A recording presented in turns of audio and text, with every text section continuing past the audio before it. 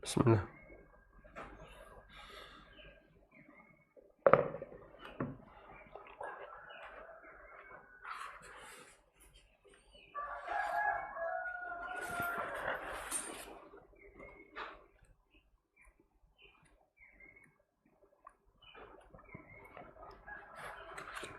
Nah. Assalamualaikum warahmatullahi wabarakatuh. Alhamdulillahi rabbil alamin. Wassalatu wassalamu ala ashrafil mursalin. Nabiyyina wa maulana Muhammadin wa ala alihi wa sahbihi ajma'in. Wa ashhadu an la ilaha illallah wahdahu la syarikalah. Wa ashhadu anna Muhammadan abduhu wa rasuluh. Salawatu rabbi wa salamu alaihi wa ala alihi wa ashabihi wa man sara ala nahjihi wa stanna bisunnatihi ila yaumiddin. Alhamdulillah, kembali kita melanjutkan pelajaran di pagi hari ini dengan membahas buku pengantar kaidah fikih kubra dan penerapannya dalam masalah muamalah. Dan kita masuk judul baru, yaitu mengenal metode qiyas. Qiyas atau yang sering kita kenal dengan analogi, berarti di situ menyamakan satu kasus dengan kasus yang lain. Dalam pelajaran di buku Halal Haram Bisnis Online telah kita sampaikan ada banyak sekali kasus baru yang bermunculan dan itu tidak bisa dibatasi.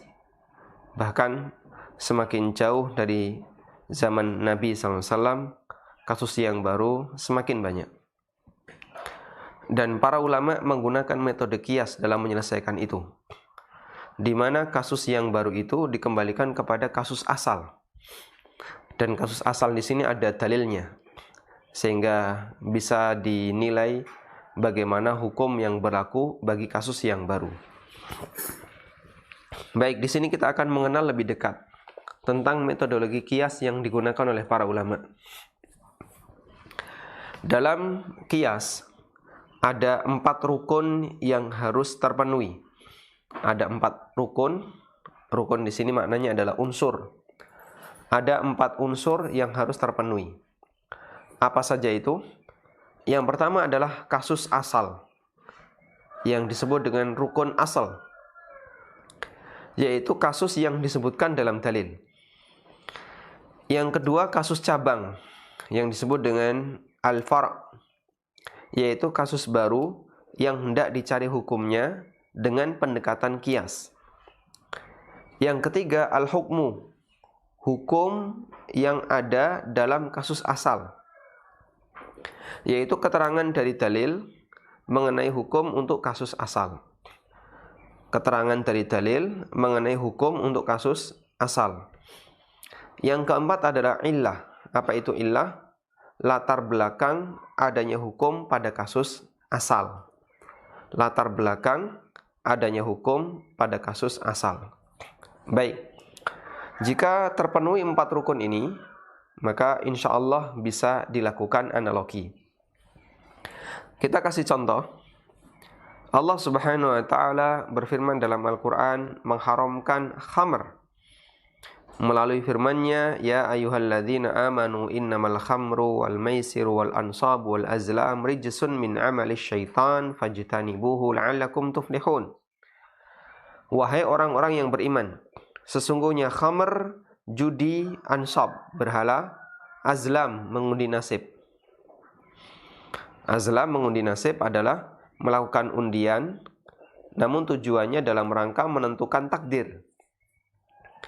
Sedangkan undian tapi tujuannya untuk menentukan siapa yang lebih berhak, hukumnya boleh.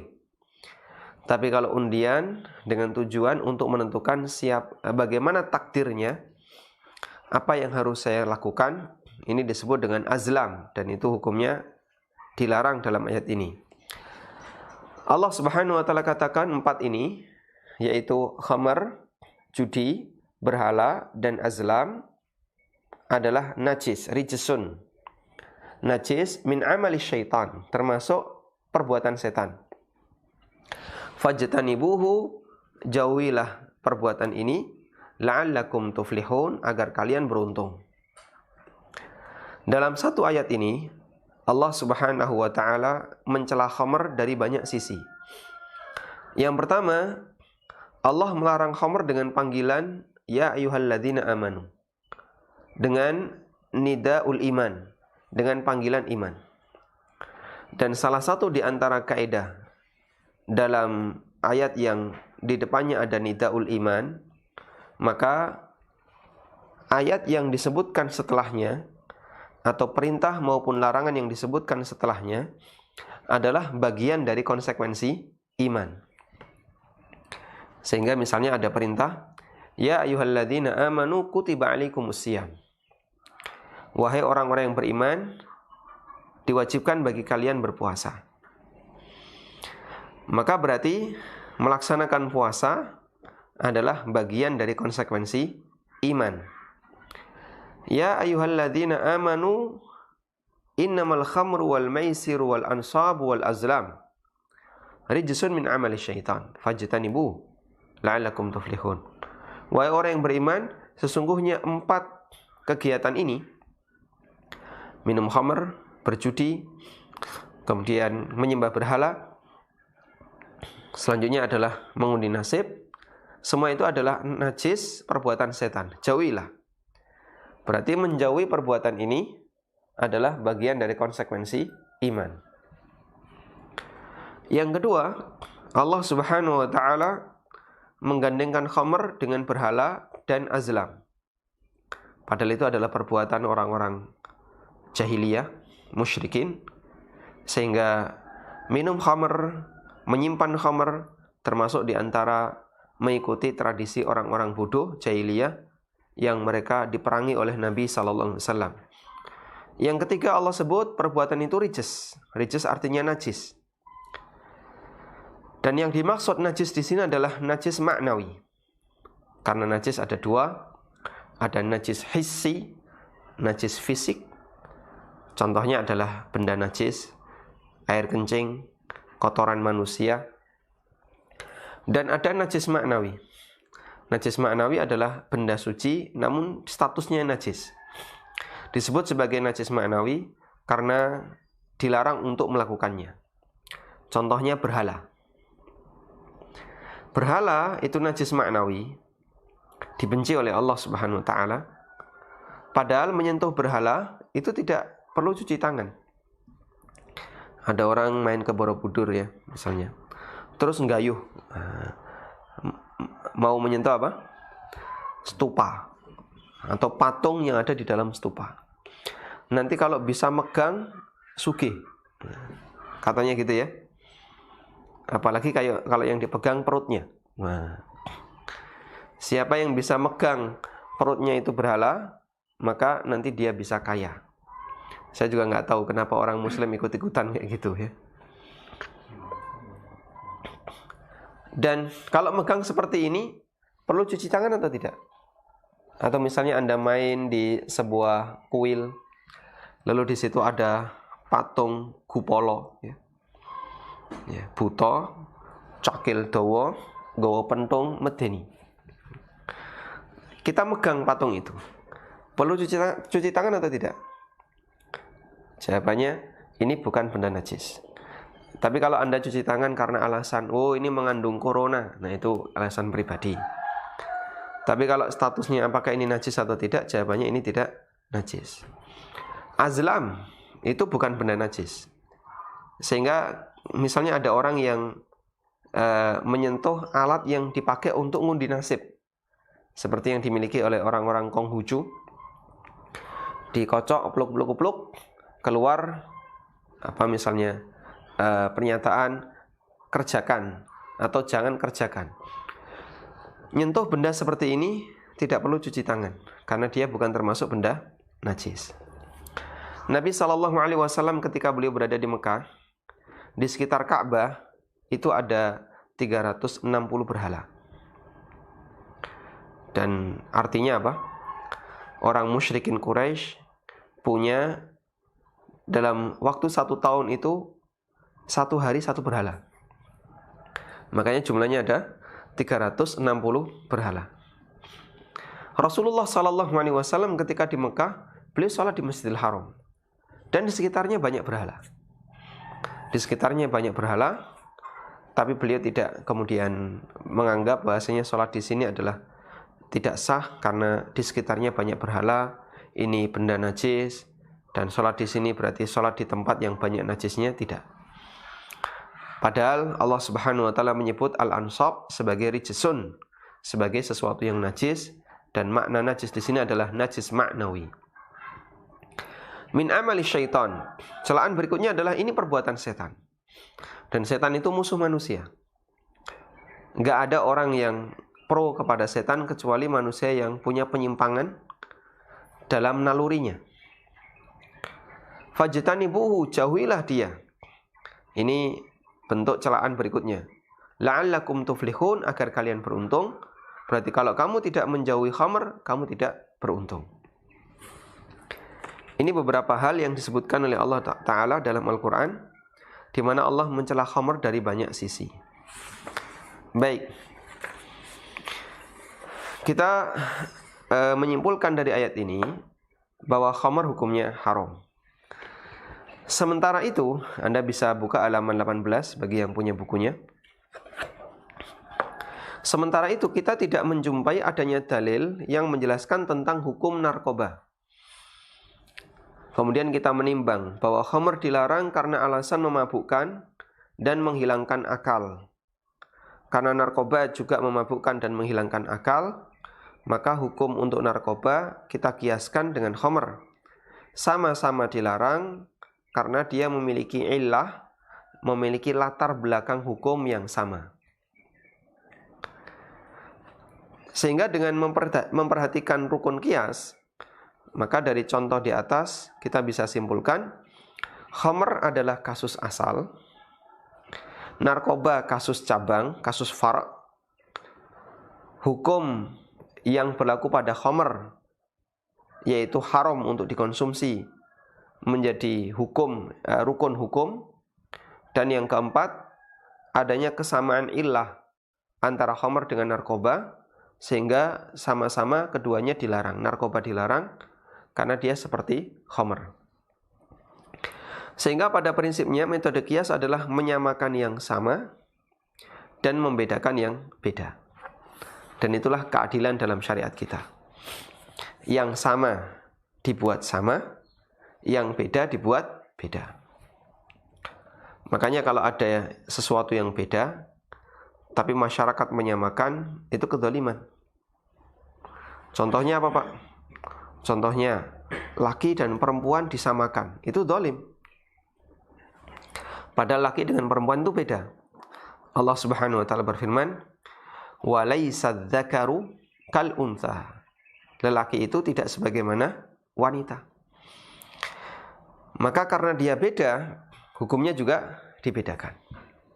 Sehingga kalau ada orang yang mengklaim, ya kita kan sama-sama makhluk Allah. Sebagai makhluk Tuhan, kita semuanya sama di hadapan Tuhan. Maka lelaki dan wanita seharusnya sama. Ini jelas kesimpulan yang salah, karena lelaki punya hukum yang berbeda dengan wanita. Lelaki wajib bekerja, wajib memenuhi kebutuhan nafkah keluarga. Wanita tidak wajib bekerja, sebaliknya dia dikasih nafkah. Lelaki punya tanggung jawab besar dalam keluarga, tidak sebagaimana wanita, dan seterusnya. Sehingga mereka punya hukum yang berbeda. Sebaliknya, ketika ada orang yang sudah tua dengan yang masih muda, yang dia punya hukum yang sama, maka wajib disamakan. Contohnya, anak pertama, misalnya usianya sudah 20 tahun, dengan anak yang baru lahir, usianya baru 2 bulan. Dalam masalah warisan sama atau beda? Jenis kelaminnya sama, sama-sama lelaki. Jawabannya mereka disamakan. Loh, ini baru lahir, nggak pernah bantu bapak kerja, nggak pernah ngalami rekoso dulu waktu bapak masih nyambut gawe kasar, masih kerja kasar. Saya yang usianya 20 tahun, dulu di usia 6 tahun sudah diminta untuk bantu bapak. Usia 7 tahun ikut bertani bersama bapak. Begitu bapak sudah mulai kaya, adik-adik saya bisa sekolah tanpa harus rekoso, tanpa harus kerja keras, tidak sebagaimana saya. Ini kok bayi baru lahir di ranjang emas, ya. Artinya dia kaya sejak bayi, kaya sejak lahir. Tiba-tiba bisa dapat warisan yang sama sebagaimana kakak tertuanya. Maka jawabannya, dalam masalah warisan, kamu dengan seluruh adikmu selama jenis kelaminnya sama, statusnya sama. Karena syariat menyamakan yang sama dan membedakan yang beda. Lu kok bisa sama? Kalau kamu menganggap bahasanya kamu dulu membantu bapak, maka ada alasan yang kuat bahwa nafkah yang kamu makan itu jauh lebih banyak dibandingkan adikmu yang baru lahir. Adikmu yang baru lahir 2 bulan. Dia baru mengenyam nafkah selama 2 bulan. Kamu selama 20 tahun mengenyam nafkah. Maka nggak perlu iri. Karena kamu sudah bekerja lama membantu orang tua, nggak perlu iri. Sehingga dalam masalah warisan, seluruh anak laki-laki sama, sebagaimana seluruh anak perempuan sama dengan saudaranya sama perempuan. Karena dalam hal ini disamakan oleh Allah Subhanahu wa ta'ala, tidak memandang antara tua dengan muda. Yang dibedakan adalah lelaki dengan perempuan. Baik. Kembali tadi kita nyatakan bahwa sebenarnya metode qiyas itu adalah menyamakan yang sama, membedakan yang beda. Kalau sama harus disamakan, kalau beda harus dibedakan. Karena itu, ketika ada orang yang menyamakan antara mukmin dengan kafir, itu jelas kedzaliman yang besar. Bagaimana mungkin antara mukmin dan kafir disamakan? Allah Subhanahu wa taala berfirman, "Afa naj'alul muslimina kal mujrimin?" Apakah aku akan jadikan orang muslim sebagaimana al-mujrimin, sebagaimana orang-orang tukang maksiat, yaitu orang kafir? Allah Subhanahu wa taala menyebut orang mukmin dengan khairul bariyah, makhluk terbaik. Sebaliknya Allah menyebut orang kafir dengan syarrul bariyah, makhluk terburuk. Bagaimana mungkin mereka disamakan? Sehingga menyamakan mukmin dengan kafir adalah kezaliman. Baik. Demikian pula membedakan antara satu mukmin dengan mukmin yang lain disebabkan karena perbedaan kekayaan, itu juga kezaliman. Ini mukmin yang kaya kalau Jumatan boleh di depan.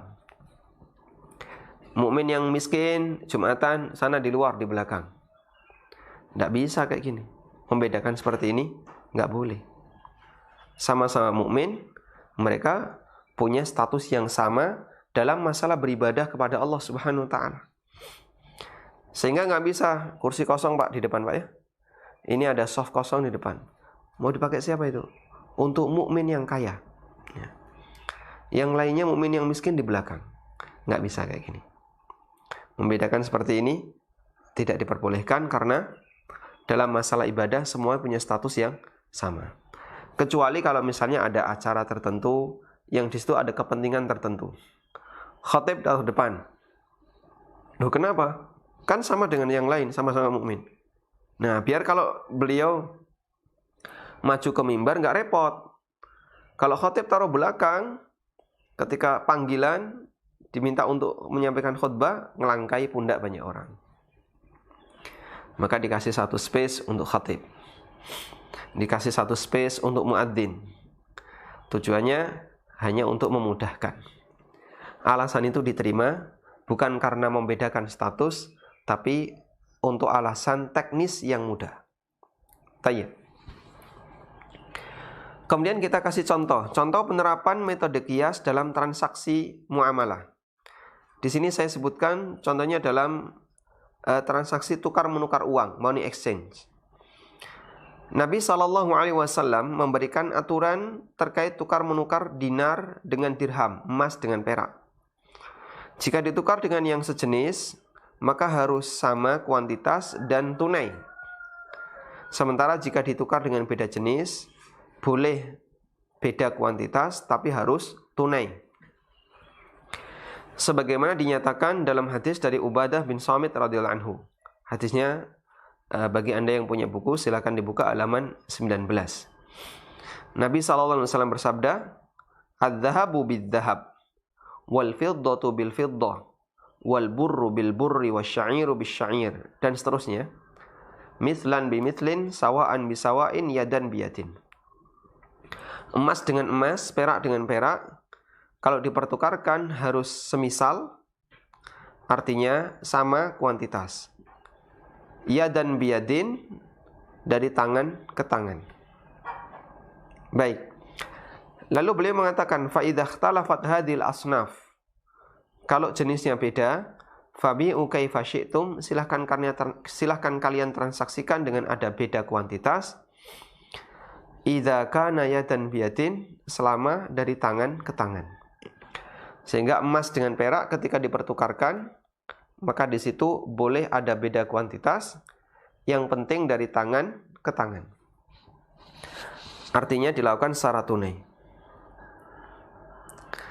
Kemudian kita menimbang alasan mengapa emas dan perak diberi aturan semacam ini. Jawabannya adalah karena keduanya adalah mata uang. Sementara itu kita tidak memiliki dalil khusus untuk uang kartal. Akan tetapi mengingat uang kartal juga termasuk mata uang yang berlaku di masyarakat, maka kita berlakukan hukum yang sama sebagaimana dinar dan dirham. Karena itu jika rupiah ditukar dengan rupiah, maka wajib sama nominalnya dan dilakukan secara tunai, sebagaimana aturan yang berlaku dalam pertukaran emas dengan emas. Namun jika rupiah ditukar dengan dolar, maka boleh beda nominal, yang penting sama-sama tunai, karena ini sebagaimana emas ditukar dengan perak. Sehingga dengan menimbang rukun kias, maka bisa kita berikan kesimpulan. Kasus asal adalah pertukaran emas dengan emas, atau pertukaran emas dengan perak, yang itu ada dalam dalil. Kasus cabangnya pertukaran uang dengan uang, yang itu tidak disebutkan dalam dalil, tapi mau disamakan dengan kasus asal. Yang ketiga mengenai hukumnya, wajib tunai dan sama kuantitas jika sejenis. Kemudian rukun yang keempat adalah ilahnya. Di sini ilahnya sama, yaitu statusnya sama-sama sebagai mata uang, mutlak tsamaniyah. Baik, insyaallah bisa dipahami ya. Dong entah belum? Dong, alhamdulillah. Dong, alhamdulillah. Baik. Coba kita bantu ya dengan tulisan tentang rukun kias.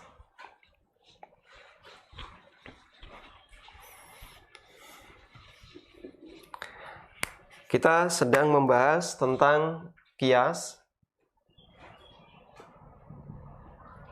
yang itu dalam bahasa kita adalah analogi. Analogi itu berarti menyamakan sesuatu dengan yang lain. Dulu sudah pernah kita sampaikan bahwa dalil itu terbatas. Dalil terbatas. Dibatasi oleh apa?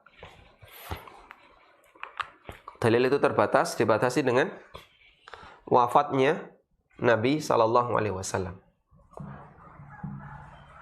Begitu Nabi SAW wafat, maka sudah tidak ada lagi dalil yang baru.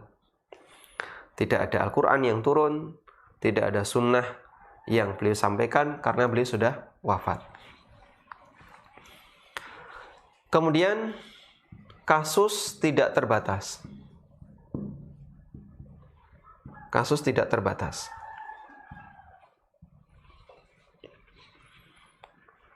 Dan kasus yang tidak terbatas ini tentu butuh jawaban. Harus dijawab ya. Karena manusia di zaman sekarang sangat membutuhkan penjelasannya. Nah, yang jadi pertanyaan, gimana dalil yang terbatas bisa menjawab kasus yang tidak terbatas? Padahal ini selalu muncul sesuatu yang baru.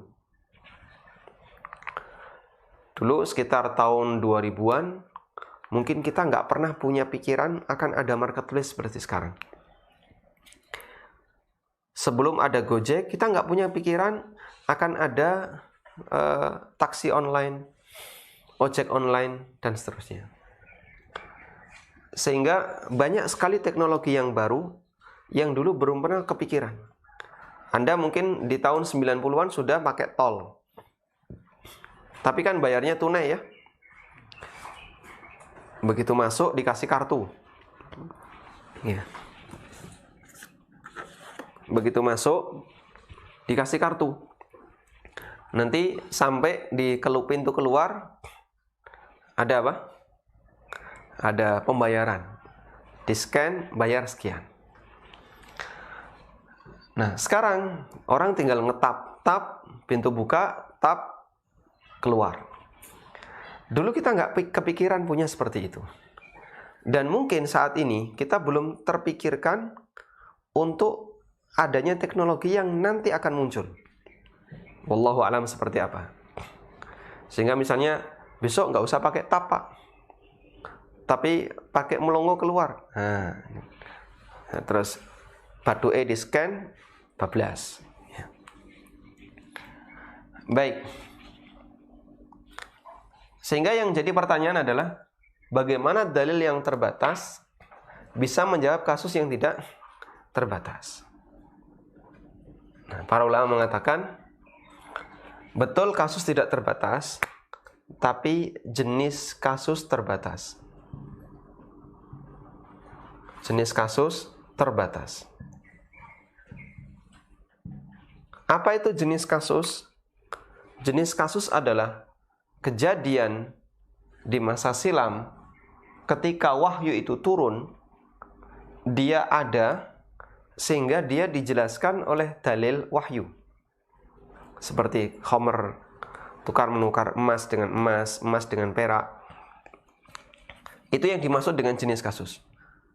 Kejadian di masa silam yang dia telah dijelaskan oleh dalil. Nah, Allah Subhanahu wa taala menurunkan wahyu. Dan di saat yang sama Allah Subhanahu wa taala juga menakdirkan berbagai macam jenis kasus yang dijawab oleh wahyu tersebut. Kemudian jenis kasus ini menjadi rujukan bagi semua kasus. Jenis kasus ini yang menjadi rujukan bagi semua kasus. Sehingga kalau kita buat ya seperti apa misalnya ilustrasi, ini jenis kasus. Di bawah jenis kasus ini ada banyak kasus. Kasus 1, kasus 2, kasus 3. Ya. Lalu masing-masing kasus itu merujuk ke jenis kasus. Nah, jenis kasus ini ada dalilnya. Di sini ada dalil. Sehingga kalau dia sudah merujuk ke jenis kasus, maka berlakulah kesimpulan dalil sebagaimana yang berlaku pada jenis kasusnya. Berlaku kesimpulan dalil untuk kasus-kasus baru ini sebagaimana yang berlaku pada jenis kasus. Nah, metode yang digunakan oleh para ulama untuk membawa kasus-kasus yang baru kepada jenis kasus ini disebut dengan metode qiyas. Ini disebut dengan metode qiyas. Yaitu samakan bagian yang sama, kalau beda, bedakan. Baik. Nah, dan tadi kita sudah sebutkan ada 4 rukun qiyas. Ada 4 rukun qiyas. Apa saja tadi? Asal. Kasus asal itu berarti jenis kasus ya. Kasus asal. Kalau di sini kita istilahkan dengan jenis kasus. Yang kedua, kasus cabang. Dan itu adalah kasus baru. Yang ini tidak terbatas. Anda bisa menjumpai ini dan terus akan berkembang. Berikutnya apa?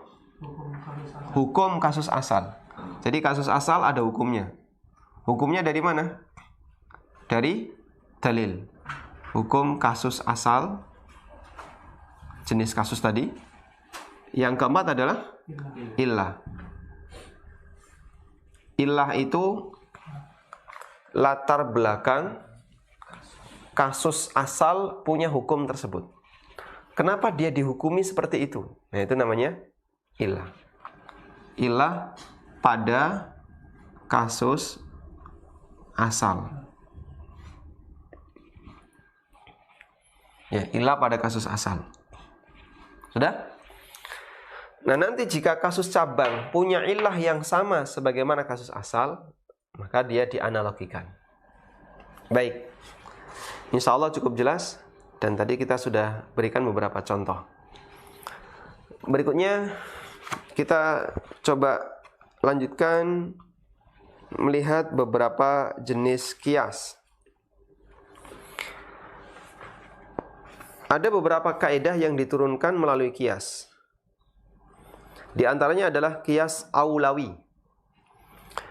Qiyas aulawi artinya adalah melakukan qiyas dengan alasan keadaan ilahnya lebih utama. Keadaan kasus cabang lebih utama.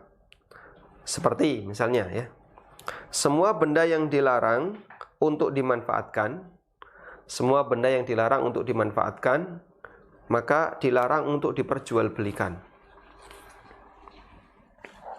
Baik. Kita sudah beralih ke macam-macam qiyas. Pertama adalah qiyas aula. Qiyas aulawi atau qiyas aula. Qiyas aula itu seperti ini. Jenis kasus misalnya X. X ini hukumnya terlarang berdasarkan dalil. Kasus cabang itu Y. Y ini kondisinya lebih parah daripada X. Karena dia lebih parah daripada X, maka Y lebih dilarang daripada X. Contoh, Allah Subhanahu wa taala berfirman, "Wala ta'kulu amwalal yatama zulman." Janganlah kalian makan harta anak yatim secara zalim. Yang dilarang apa? Jangan makan harta anak yatim secara zalim. Apa hukumnya kalau membakar harta anak yatim secara zalim? Kan nggak ada dalam dalil. Oh, karena nggak ada dalam dalil, hukum asalnya boleh. Masya Allah. Ya. Kalau makan saja, yang itu ada manfaatnya bagi pribadi kita, bagi pribadi orang yang melanggar. Apalagi ngerusak, membakar harta anak yatim yang itu sama sekali nggak ada manfaatnya. Maka jelas lebih terlarang. Contoh yang lain, Allah Subhanahu wa taala berfirman, "Wala taqul lahuma uffin wala tanharhuma."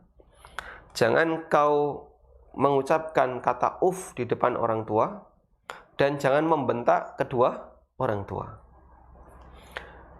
Dalam ayat ini Allah Subhanahu wa taala mengatakan dilarang mengatakan uff atau membentak orang tua. Allah tidak menceritakan tentang nempeleng orang tua. Lalu apa hukum menempeleng orang tua? Oh, tidak ada dalam dalil Pak Ustadz. Terus gimana? Oh, berarti tidak apa-apa. Subhanallah. Ya. Yaitu lebih parah lagi. Mengatakan uf saja tidak boleh, membentak nggak boleh, apalagi nempeleng. Contoh yang lain. Ya. Allah Subhanahu wa taala melarang untuk apa misalnya? Memakan harta orang lain secara zalim. La ta'kulu amwalakum bainakum bil batili illa an takuna tijaratan an taradim minkum. Jangan kalian makan harta sama kalian dengan cara yang zalim. Berarti boleh nggak ngerusak harta orang lain dengan cara zalim? Nggak boleh. Lebih parah lagi. Nah, itu semuanya disebut dengan qiyas aulawi.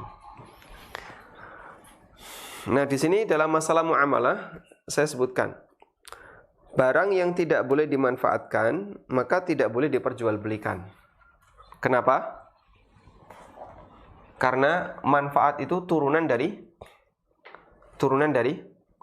kehalalan produk, ya. Kehalalan barang. Sehingga kalau dia dimanfaatkan aja tidak boleh, apalagi diperjualbelikan. Padahal tujuan jual beli itu apa? Tujuan jual beli. Ya, tujuannya apa? agar bisa memanfaatkan barang yang menjadi objek transaksi. Nah, kalau dia nggak bisa dimanfaatkan sama sekali, apalagi diperjualbelikan, tentu lebih tidak boleh. Contohnya apa? Berhala. Sebutkan manfaat halal berhala. Oh, dipakai ngelempar tikus. Ya, itu nggak perlu berhala, itu ya. Batu pun bisa. Nah, karena dia tidak punya manfaat yang mubah, maka dia tidak bisa diperjualbelikan. Baik. Yang kedua.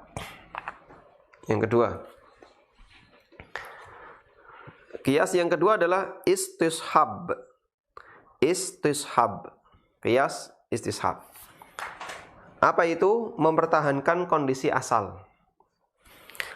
Metode istishab berarti, Anda yang punya buku silahkan dibuka halaman 20. Metode istishab berarti menetapkan hukum yang sudah berlaku sebelumnya selama tidak diketahui adanya perubahan. Menetapkan hukum yang berlaku sebelumnya selama tidak diketahui adanya perubahan. Seperti kaidah, akad yang sudah berlaku akan tetap berlaku selama belum ada perubahan. Baik. Yang kedua, istishab. Istishab itu intinya ada tadi ya, mempertahankan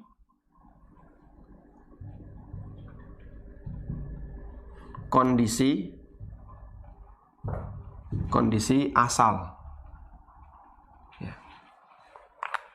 Sehingga kalau ada kejadian X dan kejadian X itu masih berlaku, maka pada asalnya tetap berlaku selama tidak diketahui adanya perubahan. Misal A dan B melakukan kerjasama dan tidak dibatasi waktu. A dan B melakukan kerjasama, tidak dibatasi waktu. Kemudian selang berjalan 1 tahun, mereka menghasilkan. Lalu salah satu ingin mengakuisisi usaha itu. Kemudian dia bilang sama temannya, misalnya A ingin akuisisi usaha itu. Lalu dia bilang sama B, pokoknya sejak 9 bulan berjalan, saya sudah membatalkan kerjasama ini. Sehingga hasil, ini rentangnya tadi 1 tahun ya.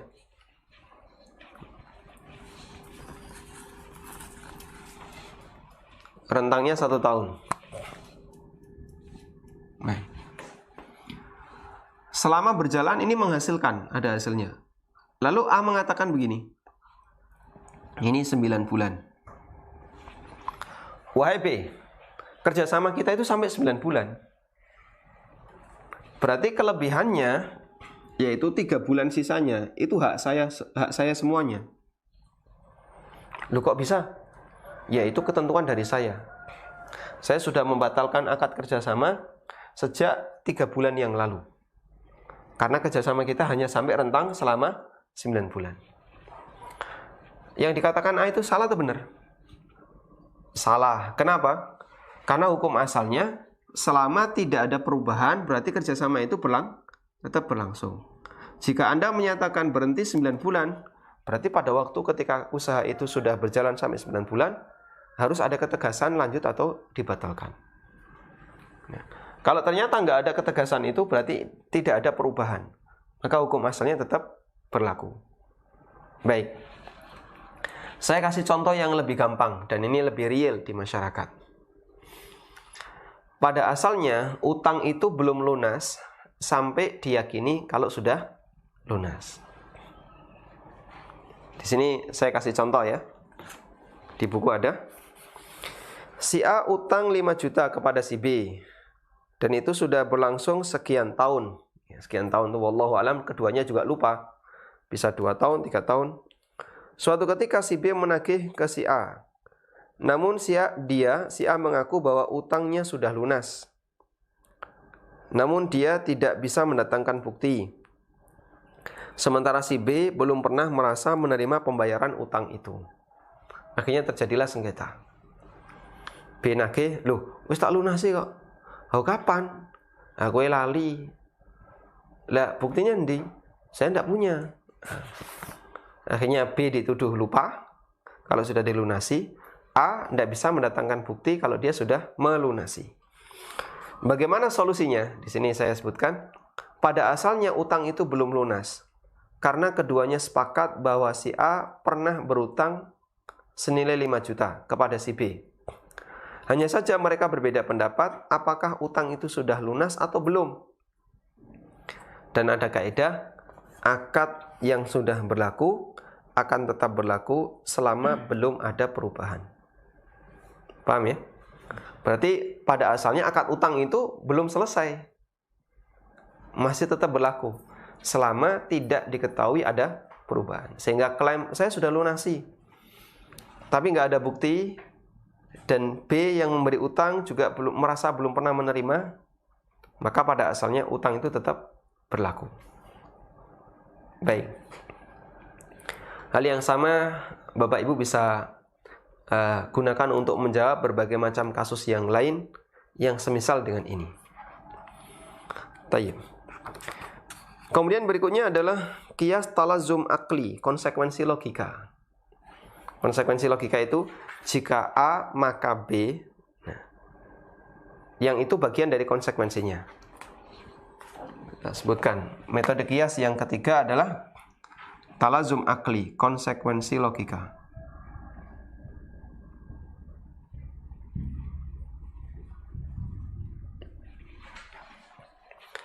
Itu contohnya gini, jika A maka dia harus B. Sehingga kalau B-nya nggak ada, maka A juga nggak berlaku. Di sini saya kasih contoh, siapa yang memiliki sesuatu berarti dia memiliki fasilitas pelengkapnya. Siapa yang memiliki sesuatu berarti dia memiliki fasilitas pelengkapnya. Contohnya apa? Siapa yang beli mobil berarti dia memiliki setirnya, bannya, kontaknya, ya, dan seterusnya. Ada orang beli mobil, "Pak, deal berapa ini? 200 juta. Baik, deal, bayar 200 juta. Tapi kontaknya ini bayar lagi loh, Mas." "Loh, kok bisa? Untuk memiliki kontaknya bayar lagi. Nah, berapa? 25 juta. Masya Allah. Lah, gimana mobil nggak bisa dinyalain kalau nggak ada ini? Nah, otomatis begitu dia memiliki mobil, maka dia memiliki kontaknya. Sehingga bagian yang paling urgent dalam sebuah objek transaksi yang tidak bisa dipisahkan, ketika itu ditransaksikan, maka bagian yang paling urgent itu tidak boleh dipisahkan. Beli motor setelah deal, "Mas, ini mohon maaf ya, bannya saya ambil." Nah, terus gimana, Pak? "Ya, jenengan gelundung no, Pak." "Nah, beli motor kok bannya diambil. Ini knalpotnya saya ambil ya, Mas." Lihat, tadi kalau knalpotnya nggak dijual, berarti dipisahkan dulu. Nah, baru sekarang akad motor tanpa knalpot. Gitu ya. Nah, sepeda kayak gitu nggak? Nah, jual beli sepeda. Setelah deal, dia baru ngomong, "Ini nanti remnya saya preteli semua, remnya." Terus gimana? Pokoknya kamu pulang tanpa ngerem. Baik. Nah, contohnya, siapa yang memiliki tanah maka dia memiliki semua yang ada di bawahnya hingga dasar bumi, dan memiliki semua yang ada di atasnya seperti pepohonan dan yang lainnya. Maka saya kalau beli tanah, berarti atap ini hak saya, bawah juga hak saya. Sehingga saya tidak boleh, atau orang nggak boleh misalnya bangun rumah tinggi sekali, setelah 10 meter melebar ke samping, nah, nutupi tanah saya. Nggak boleh. "Loh, Pak, itu di atas kan masih wilayah saya." "Mas, kan nggak ganggu tuh, Mas. Ini sudah 10 meter jauhnya." Nah, bisa kayak gitu. Atap harus tetap dilubangi, kosong. Baik, makanya gini ya, di tempat kita kan ada kesepakatan tentang apa, teras ya. Kok teras? Apa kalau atap tritis ya. Tritis itu dihitung bukan ujungnya ternyata. Tapi apa, Pak? lompatan air. Ya. Tritis ya. Tritis bahasa Acehnya apa? Ini ada orang Aceh yang relay ya. Jadi ini batas tanah. Ya. Anda buat rumah di sini. Maka Anda ketika masang genteng, otomatis kan gini ya. Ternyata perhitungannya bukan ujung ini. Tapi perhitungannya apa? Lompatan air. Ini kalau ngelompat ke sebelah, nanti dia melanggar batas tanah orang lain. Makanya kalau terjadi seperti ini, tritisnya berada di ujung. Tritisnya berada di ujung. Persis ini ya. Nah, otomatis nanti apa? Airnya akan lompat ke sebelah. Maka dia berkewajiban dipasang apa, Pak? Dipasang penutup tritis. Ya, dipasang apa namanya? Talang. Ya, kasih talang panjang, biar nanti ketika airnya turun, nggak lompat ke tanah tetangga, tapi ditampung di talang. Nah, kalau sudah seperti ini kan aman. Air yang turun di sini tuh air dari atas, bukan air dari genteng tempat kita. Dan ini contoh penerapan yang bagus, karena hukum seperti ini sejalan dengan konsekuensi ilah talazum akli. Kecuali yang ditoleransi. Nah, yang ditoleransi itu biasanya jalan. Tritis yang mangku jalan, nanti air kelempar ke jalan. Itu di sebagian daerah ditoleransi. Meskipun ada sebagian daerah yang lain yang tidak mentoleransi, sehingga perlu tetap dikasih talang. Baik. Kita lanjutkan. Nah, sehingga kalau misalnya ada orang yang sudah punya lahan, berarti di bawahnya itu milik siapa? Milik pemilik lahan. Kecuali aturan di negara kita. Karena ada undang-undang bumi, air, tanah, terus apa lagi? Dan kekayaan yang ada di dalamnya dikelola oleh negara. Sehingga kalau ada orang yang dia punya lahan, lalu di bawahnya ada minyak, maka itu katanya, ya saya juga nggak tahu detail undang-undangnya, itu katanya adalah milik negara dan dikelola oleh negara. Cuma nanti ada kompensasi tertentu yang boleh dimiliki oleh pemilik lahan. Selanjutnya, kias yang keempat melalui tarjih. Tarjih di sini maksudnya adalah memilih yang lebih kuat, yaitu dengan mendahulukan hukum yang lebih penting dan lebih kuat dibandingkan hukum yang kurang penting dan kurang kuat. Seperti bahaya yang mengancam individu boleh dipertahankan untuk menghilangkan bahaya yang mengancam masyarakat. Bahaya yang mengancam individu boleh dipertahankan, artinya nggak apa-apa, ini mengancam individu. Yang penting jangan sampai membahayakan masyarakat. Atau dengan bahasa yang lain, kepentingan umum lebih didahulukan daripada kepentingan pribadi. Kepentingan umum lebih didahulukan daripada kepentingan pribadi. Contohnya, ini yang keempat tarjih ya. Contoh, pemerintah mau melakukan pelebaran jalan, otomatis harus makan tanah kanan kirinya. Pada asalnya, jual beli itu harus saling ridho. Nah, sehingga ketika jalan ini mau dilebarkan, ini ada sawah, ini ada lahan, ya. Bisa jadi salah satu di antara pemilik lahan ini nggak ridho. Saya nggak mau jual. Ini mau saya wariskan untuk anak keturunan saya semuanya. Nggak mau jual dia. Baik. Kalau ini nggak mau jual, jalannya nggak bisa lebar. Jadi segini aja. Padahal ini becak aja nggak bisa simpangan. Ya. Apalagi mobil. Anggaplah misalnya cuman 1,5 meter. Sehingga bisanya hanya motor sama becak. Kendaraan yang lebih besar nggak bisa. Terus kayak gini gimana?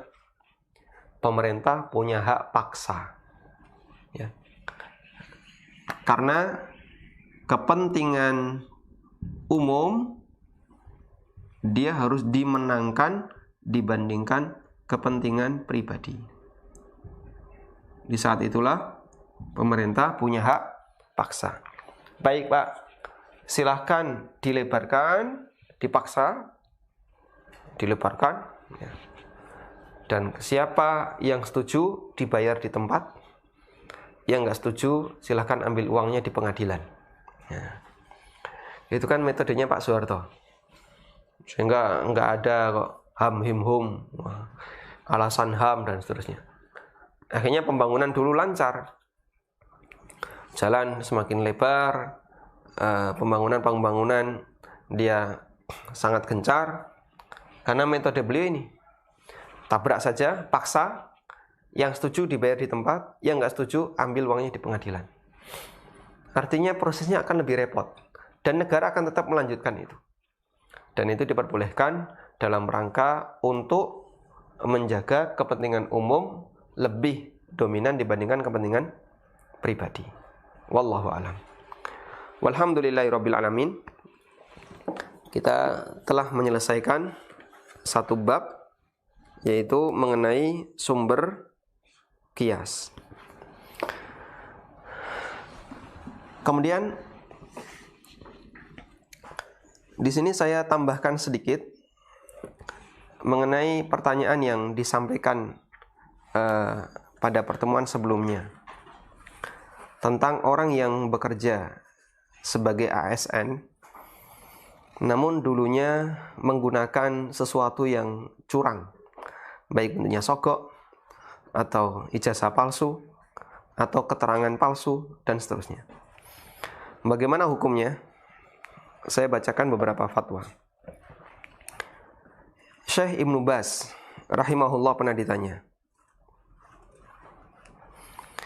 ada orang yang bekerja dan ijazah dia ijazah yang tidak murni. Dia pernah menipu, dia pernah curang ketika ujian, sehingga dia mendapatkan ijazah ini. Namun sekarang dia bekerja dengan baik. Yang dulu waktu pendaftaran dia menggunakan ijazah yang ada kecurangannya tadi. Fama hukmu ratibihi. Lalu apa hukum gaji bulanannya?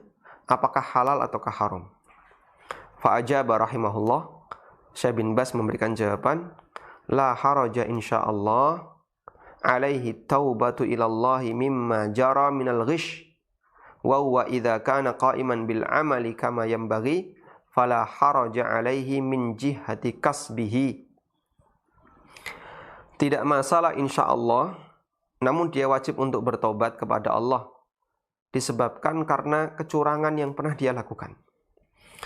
Dan jika saat ini dia sedang melakukan pekerjaan sebagaimana profesinya, melakukan pekerjaan sesuai dengan standar profesional, fala haraja alaihi min jihati kasbihi, maka tidak ada masalah dengan upah yang dia terima. Lakinnahu akhta'a fil ghisyis sabiq, tapi dia telah melakukan kesalahan dengan kecurangan yang dulu pernah dia lakukan. Wa alaihi taubatu ilallahi min dzalik, dan dia wajib bertobat kepada Allah.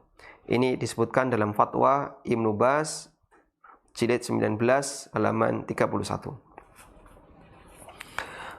Kemudian pertanyaan yang semisal juga pernah disampaikan kepada Imam Ibnu Utsaimin.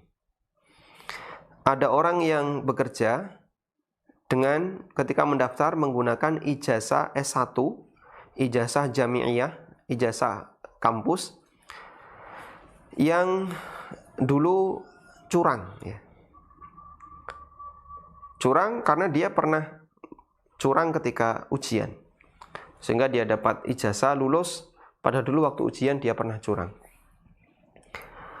Dan dia sekarang sudah bekerja, dan dia profesional dalam bekerja, dia paham pekerjaan yang dia geluti. Famadza yaf'alu kullu man ashabu hadhil halat wa qad tabu. Apa yang harus dilakukan oleh orang yang kondisinya seperti ini sementara dia sudah bertobat? Kemudian pertanyaan ini disampaikan kepada Imam Ibnu Utsaimin. Fa'ajaba rahimahullah, dan beliau rahimahullah mengatakan, kullu ma buniya ala batilin fahuwa batil. Semua yang dibangun dengan cara yang batil, maka hasilnya juga batil. Kalau asalnya batil, berarti cabangnya batil. Wa ala haula'i ayyu'idul imtihan fi syahadati allati buniya 'alaiha ratibuhu. Mereka wajib untuk mengulang ujian. Wajib untuk mengulang ujian yang itu menjadi sebab dia mendapatkan ijazah yang menjadi alat bagi dia untuk mendapatkan pekerjaan. Ya, yang menjadi alat untuk mendapatkan pekerjaan. Baik. Ini fatwanya Imam Ibnu Utsaimin. Kita belum selesai ya. Lalu beliau lanjutkan, walakin idza quddira anna asy-syahadatal akhirah laisa fiha ghishun wa kanu yaghishuna fil marahil allati qablaha fa hadza arjullaha alla yakuna fihi ba'sun. Namun kalau syahadah terakhir, ijazah terakhir, di situ ditempuh tanpa melalui kecurangan. Kecurangannya hanya terjadi di masa awal, allati qablaha, sebelumnya. Fahadha arjullaha alla yakuna fi ba'sun, maka saya berharap kepada Allah semoga tidak masalah. Tayyib. Al-ana huwa yaqul, lalu penanya tanya lagi. Ana fahimtul amal tamaman. Saya ngerti sekali dengan praktek pekerjaan yang saya geluti. Dan saya punya profesionalitas dalam masalah ini. Hatta biduni syahadah, bahkan sampai pun tanpa ijazah saya bisa melakukan pekerjaan ini. Kemudian Syekh Utsaimin mengatakan, idzan yuqaddimu lil mas'ulin fil maslahatil lati ya'malu fiha wa yaqulu al-qadiyatu kada wa kada fa idza adzinu lahu bil istimrari bina'an ala annahu ajadal amal fa arju alla yakuna fi hadza ba'sun. Kata Imam Ibnu Utsaimin, kalau memang dia sudah ahli di bidang itu dan dia bekerja dengan baik, silahkan menghubungi HRD. Silahkan hubungi HRD dan sampaikan kejadian yang dia alami. Kalau bagian HRD sudah mengizinkan bagi dia untuk melanjutkan pekerjaan, maka silakan dilanjutkan dan semoga tidak masalah. Baik.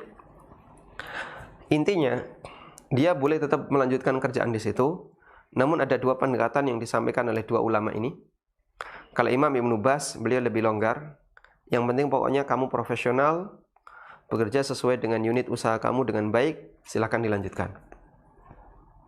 Kalau Imam Ibnu Utsaimin, beliau memberikan tambahan syarat, kamu minta izin dulu kepada HRD.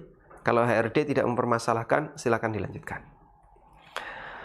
Baik, hal yang sama juga bisa kita terapkan untuk kasus PNS yang keterima karena dulu nyogok, yang keterima karena dulu ijazahnya palsu, atau misalnya tes kesehatan yang sebenarnya tidak memenuhi, tapi dia keluar surat keterangan sehat, padahal aslinya itu tidak melalui tes, dan yang lainnya. Berarti ada kecurangan di sana. Nah, ketika dia sudah bekerja dan dia profesional di unit kerja yang dia kerjakan, kalau menurut Imam Ibnu Utsaimin, beliau menyarankan coba hubungi HRD. Kalau di PNS itu hubungi siapa? Ya hubungi yang berkepentingan di situ ya. Kalau diizinkan, lanjutkan. Tapi kalau Syekh bin Baz, selama kamu kerja dengan maksimal, profesional, dan kamu digaji karena pekerjaan kamu, maka insya Allah gaji yang didapatkan halal. Baik. Namun saya kasih catatan ya. Mohon bedakan antara orang yang sudah berkasus dengan yang belum punya kasus.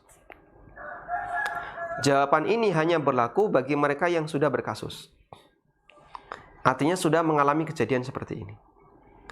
Tapi bagi mereka yang belum punya kasus, dia tidak boleh secara sengaja melakukan kasus seperti ini. Sehingga jangan sampai disalahpahami. Kan ada fatwa, boleh toh pekerjaannya halal, nanti penghasilannya halal. Berarti kita kan saat ini susah dapat kerjaan. ya sudahlah, nyogok aja daripada susah dapat kerjaan, yang penting dapat kerjaan. Kalau kayak gini jelas bermasalah. Jawaban ini berlaku bagi orang yang sudah punya kasus, gimana cara penyelesaiannya, bukan mengajak bagi mereka yang belum punya kasus untuk berkasus. Wallahu ta'ala alam. Demikian yang bisa kita sampaikan. Semoga menjadi kajian yang bermanfaat. Wassallallahu ala nabiyyina Muhammadin wa ala alihi wa sahbihi wa sallam. Wa akhiru da'wana alhamdulillahi rabbil alamin. Baik, kita angkat pertanyaan. Silahkan. Assalamualaikum. Waalaikumsalam warahmatullahi. Silahkan Bapak. Silahkan. Halo, assalamualaikum. Waalaikumsalam warahmatullahi. Mohon televisinya volumenya dikecilkan. Ingin bertanya ya. Silahkan. Ini jadi apa? Ini saya buat kursus bahasa Arab. Ya. Berbayar. Halo? Silahkan Pak. Halo, assalamualaikum. Waalaikumsalam warahmatullahi. Suara Anda terdengar dengan baik. Ya, saya mau bertanya, Ustaz. Silakan, Anda membuka kursus bahasa Arab berbayar. Dari Ihsan, saya Ihsan dari Tarakan, Kalimantan Utara. Baik, silakan dilanjutkan Ustadz Ihsan. Ya, saya buka kursus bahasa Arab berbayar. Kemudian menggunakan buku Durusul Lughah. Durusul Lughah, dan Durusul Lughah ini dia lisensinya personal use. Halo, Ustaz? Ya, silakan. Personal use. Kemudian khususnya itu karena berbayar, apakah ini dibolehkan, Ustaz? Karena bukunya itu kan personal use, tapi kami hanya memberikan keterangan artinya pengajaran berupa video dan sebagainya, live streaming, tetapi menggunakan buku Durusul Lughah yang personal use itu lisensinya. Nah, apakah ini masuk tidak boleh atau gimana? Tetapi bukunya itu tidak disebarkan PDF-nya gitu kan? Hanya saja pengajarannya. Apa ini dibolehkan, Ustaz? Baik, apa yang dimaksud dengan lisensi personal itu, Pak? Personal use, ya betul. Maksudnya batasan lisensi personal itu gimana? Apakah tidak boleh diajar? Personal use itu kalau sepengetahuan saya personal use itu digunakan sendiri, tidak dikomersilkan. Tetapi kalau penjelasan dari teman saya yang lain saya dapatkan juga, dia bilang yang kita ajarkan adalah bentuk pengajarannya, videonya gitu kan, keterangannya, ilmunya artinya diterangkan. Tetapi kita tidak menjual bukunya. Nah ini saya masih agak ragu gitu, makanya minta arahan dari Ustadz, apakah ini dibolehkan? Karena kita menggunakan buku bahasa Arab lisensinya personal use, tetapi kita mengajarkan orang dengan berbayar gitu, Ustaz. Baik, cukup Bapak. Terima kasih. Assalamualaikum warahmatullahi wabarakatuh. Waalaikumsalam warahmatullahi wabarakatuh. Nah, ilmu bahasa Arab itu ilmu semua orang berhak untuk mempelajarinya. Ilmu bahasa Arab adalah ilmu di mana semua orang berhak untuk mempelajarinya.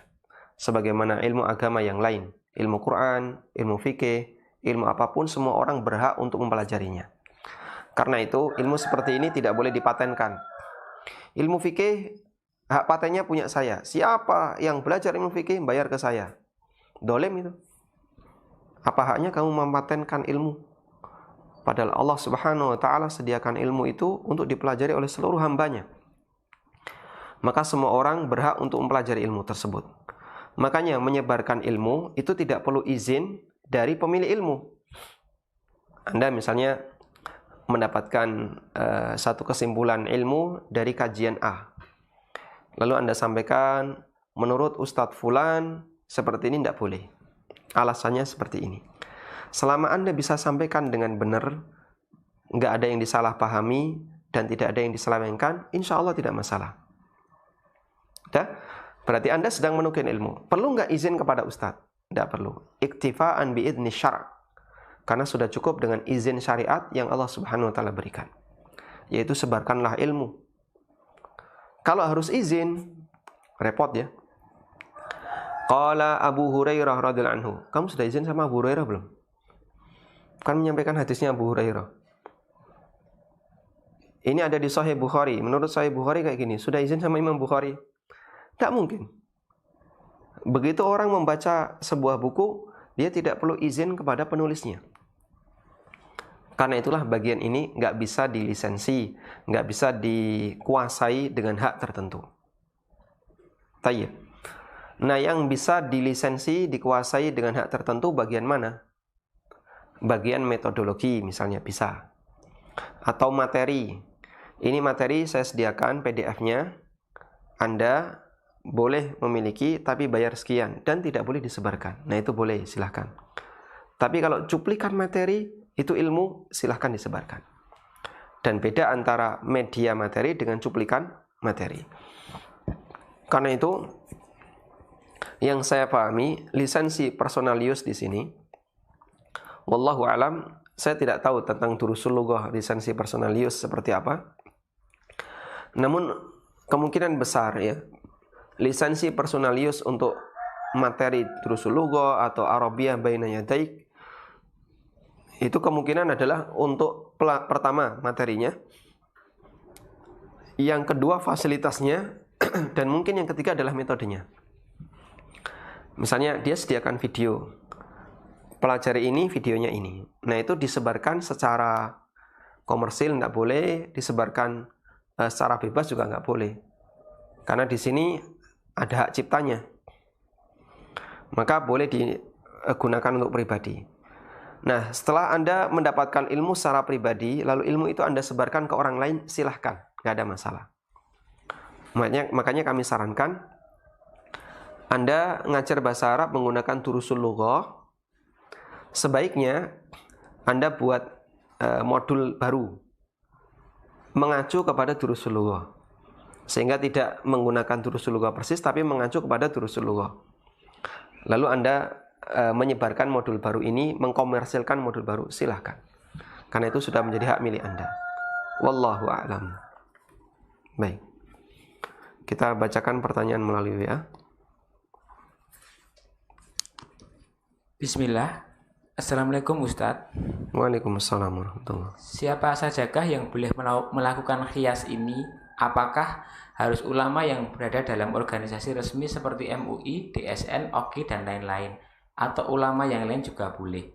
Atau apakah orang awam juga boleh melakukan qiyas untuk kasusnya sendiri? Jazakumullah khairan. Wa jazakumullah khairan. Intinya adalah orang yang berilmu dan dia paham dengan masalah, dia boleh menyelesaikan masalah itu. Dan itu tidak dibatasi dengan ormas tertentu atau lembaga tertentu, juga tidak dibatasi dengan usia tertentu maupun jenis kelamin tertentu. Sehingga bolehkah ulama yang tidak berafiliasi dengan ormas atau lembaga tertentu dia melakukan qiyas? Kalau dia paham, silahkan, tidak masalah. Kemudian, kalau orang awam gimana? Ya, seperti saya, ya, bisa nggak melakukan qiyas? Kalau emang belum paham ya jangan. Terus gimana? Yang bisa dilakukan adalah menyampaikan hasil qiyasnya ulama. Sehingga kita tidak melakukan qiyas, tapi kita menyampaikan qiyas orang lain. Sehingga dalam hal ini yang kita lakukan apa? Taklid terhadap hasil qiyas orang lain. Selama kita yakini, insya Allah metode qiyas ulama ini bagus, saya setuju, lalu saya sampaikan. Maka di posisi ini kita sedang taklid kepada qiyas yang dilakukan oleh orang lain. Beberapa contoh qiyas yang tadi kita sebutkan itu adalah taklid dari para ulama yang lain yang membuat qiyas. Dia ngasih contoh seperti itu, lalu saya kutip, saya cantumkan di sini. Sehingga kita tidak sedang beristihad. Karena qiyas itu bagian dari istihad, bagian dari proses ijtihad. Tapi yang kita lakukan adalah mengambil istihad orang lain, kemudian kita sampaikan kepada orang lain. Dan itu tidak masalah. Selama, kembali tadi ya, menyampaikan ilmu, selama tidak disalahpahami. Kalau salah paham jangan disampaikan ya. Saya belum begitu jelas, tapi sudah berani menyampaikan. Nah itu bahaya, nanti bisa ada penyimpangan di sana. Yang kedua, tidak ada yang diselewengkan. Sehingga kita sampaikan apa adanya. Nah, saya melihat ya, beberapa fatwa anggota lembaga fatwa tertentu terkadang mengutip ma'ayir syariah, juklak perbankan syariah yang diterbitkan oleh AAOIV, ya, satu lembaga pengawas perbankan syariah internasional berkantor pusat di Bahrain. Tapi kutipan itu dibawa untuk mendukung pendapat yang tidak sejalan dengan kutipan itu. Nah, masyarakat umum mungkin tidak paham. Pokoknya yang penting ada bahasa Arabnya, selesai. Apakah itu berkaitan dengan kasus atau tidak, dia nggak pernah dipikirkan. Sementara mereka yang sudah pernah belajar, dia ngerti, oh ini kayaknya tidak ada hubungannya. Fatwa ini, keputusan AAOIV ini ke arah A, tapi ini dipahami ke arah B, lalu pembaca diarahkan ke B. Nah, itu nggak nyambung. Nah, itu yang beberapa yang saya lihat, ada orang yang menggunakan metode seperti itu, dan ini satu kekeliruan, dan fatwanya tersebar di WA, fatwanya tersebar di internet, dan seterusnya. Misalnya fatwa tentang bolehnya menjual emas secara online, jual beli emas secara online. Fatwa tentang bolehnya KPR bagi orang yang nggak punya rumah, KPR riba. Dan jelas kita nggak sepakat dengan fatwa-fatwa seperti ini, karena dia tidak sejalan dengan prinsip qiyas yang sebenarnya. Wallahu a'lam. Baik. Silahkan. Halo, Assalamualaikum. Waalaikumsalam warahmatullahi. Silakan Bapak. Ini Pak, kan saya bekerja di perusahaan pemasangan jaringan WiFi. Gini Pak, saya kan rencana mau pasang di rumah gitu, mau pasang WiFi. Cuman saya mau manfaatin, saya bagiin ke tetangga gitu untuk bantu bayar. Terus saya bagiin ke tetangga lainnya juga biar bantu bayar gitu. Tapi melalui ada kabel gitu, kabelnya kita tarik dari rumah saya ke rumah tetangga gitu. Terus di rumah tetangga itu ada alatnya juga, alat khusus biar menyampaikan jaringan wifi saya ke rumah dia gitu.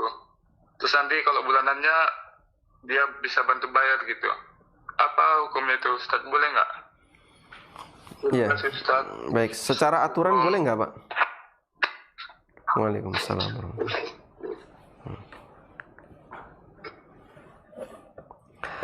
Bolehkah seperti ini? Jawabannya kembali kepada aturan yang berlaku di pemilik jaringan. Anda misalnya masang IndiHome. Apakah IndiHome mengizinkan siapa yang install nanti bisa sharing dengan tetangganya dengan cara menarik kabel dan nanti bayarnya borongan? Kalau IndiHome mengizinkan seperti itu, silahkan. Yang kami tahu, PLN mengizinkan, tapi sebatas sebelum terinstall. Jadi misalnya ada rumah baru ya. Rumah baru ini tentu saja untuk menginstal PLN butuh waktu yang lama. Dia nggak punya listrik, nyambung ke tetangganya. Ditarik kabel, terus di sini nyambung ke tetangga. Sampai waktu misalnya sekian bulan. Kalau itu secara undang-undang diizinkan ya, secara aturan diizinkan oleh PLN, tidak masalah. Tapi sifatnya sementara. Dan nanti baru setelah diinstal, ini harus diputus. Nah, kemudian nanti bayarnya borongan. Kalau seperti ini boleh, insya Allah tidak masalah. Sehingga intinya kembali kepada aturan yang berlaku di produk yang disediakan oleh perusahaan itu. Kalau dia mengizinkan, silahkan. Kalau tidak mengizinkan, ya, sebaiknya Anda hindari. Karena ada unsur pelanggaran terhadap kesepakatan di sana. Wallahu ta'ala alam, demikian yang bisa kita sampaikan. Semoga menjadi kajian yang bermanfaat. Mohon maaf jika ada banyak kesalahan. Wassallallahu ala nabiyyina Muhammadin wa ala alihi wa sahbihi wasallam. Wa akhiru da'wana anil hamdulillahi rabbil alamin. Wassalamualaikum warahmatullahi wabarakatuh.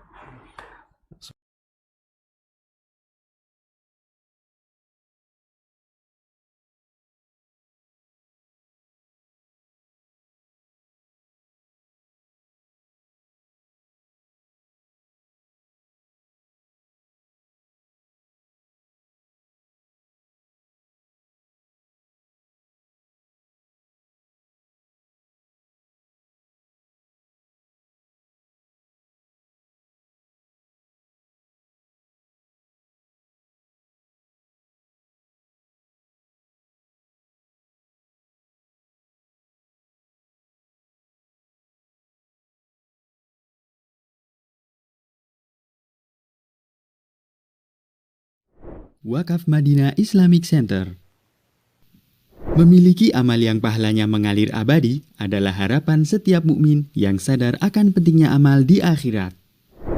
Yayasan Amal Abadi Indonesia akan membangun Madinah Islamic Center di atas tanah wakaf seluas sekitar 3.600 meter persegi, berlokasi di Dusun Gentan, Jalan Kaliurang, kilometer 10, Ngaglik, Sleman, Yogyakarta. Madinah Islamic Center terdiri dari masjid, Madinah Islamic Primary School, studio ANB Official, perpustakaan, lazis, aula serbaguna, wisma asatidzah, dan perkantoran. Salurkan wakaf tunai Anda untuk pembangunan Madinah Islamic Center melalui rekening berikut ini.